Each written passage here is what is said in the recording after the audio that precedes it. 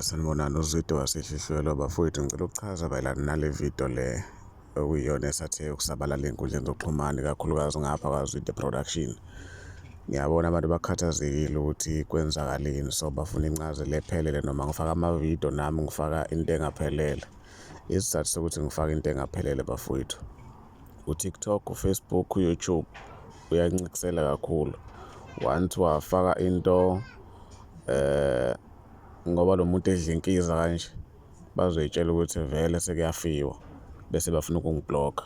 Lapha ebhandishini lakho ufaka uTomato ungazuthi igazi, so uYouTube noFacebook, TikTok uzobona engathi igazi bese uyangibhlokha. Kodwa-ke ngichaze kafushane ukuthi kwenzakalani. Sengikhohliwe ukuthi yini igama laleli qembu leli. Bangenile bayishayela ingoma, kwaqhamuka abantu bagijima nalo mfethu ahamba ngalo mbhede lo, bafike bambeka. Kwaqhamuka unesi, qhamuka udokotela ya, wafika wamcilonga kancane kwangalunga, wahamba oshaya ingoma.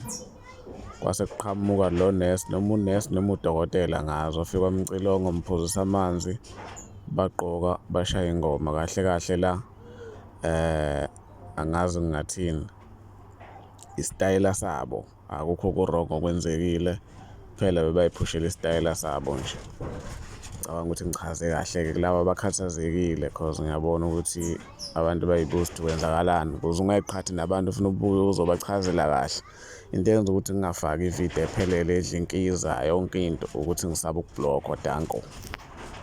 Okay, singakawushayi udanko, ngicela ningisaphothe ngokungifolowa naku-YouTube nishaye u-subscribe, Facebook ni-like, TikTok ni-like nifolowe, bese ningiqasha-ke bafowethu Zwide Production iyashutha imishado, imikhehlo, yonke into nje. Inamba yami ikwi-bio, danko.